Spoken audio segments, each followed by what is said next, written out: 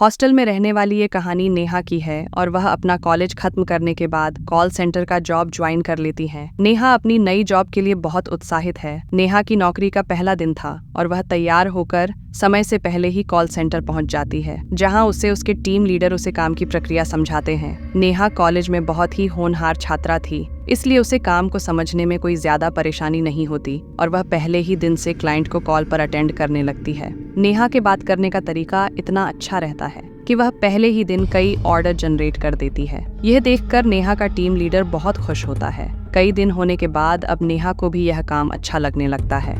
नेहा अपने काम से इतना प्यार करने लगती है कि उसे कई बार टाइमिंग का पता ही नहीं चलता था। एक दिन नेहा का टीम लीडर उसे नाइट शिफ्ट करने के लिए कहता है, लेकिन नेहा रात में काम करने से मना कर देती है।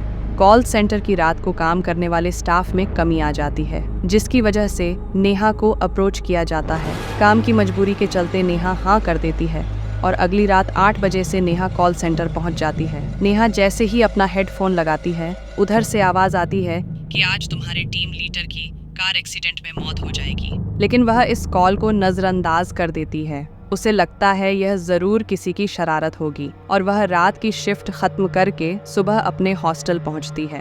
हॉस्टल में नेहा खाना खाते वक्त टीवी देख रही होती है।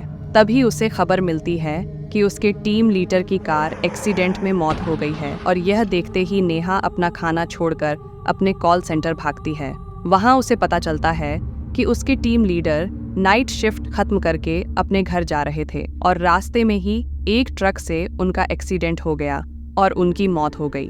लेकिन नेहा इसलिए ज्यादा परेशान थी क्योंकि रात को जो कॉल आया था उसमें यही मैसेज था कि सुबह तुम्हारे टीम लीडर की कार एक्सीडेंट से मृत्यु हो जाएगी और वह कॉल हकीकत में बदल चुका था, जिससे नेहा बहुत परेशान थी। वह सभी को यह बात बताना चाहती थी, लेकिन उसे अच्छे से पता है कि कोई उसकी बात का यकीन नहीं करेगा। नेहा पता करना चाहती है कि वह कॉल किसने किया था, इसलिए वह अपने एडमिनिस्ट्रेशन में जाकर कॉल डिटेल पता करती है। लेकिन जिस समय नेहा को कॉल आया था उस समय का कोई भी रिकॉर्ड मौजूद नहीं होता। इसका मतलब उस समय किसी क्लाइंट का कॉल नेहा को नहीं आया था। नेहा इस बात पर यकीन ही नहीं कर पा रही थी कि उस कॉल की वजह से ही उसके टीम लीडर की मौत हुई और वह परेशान होकर अपने हॉस्टल वापस लौट जाती है।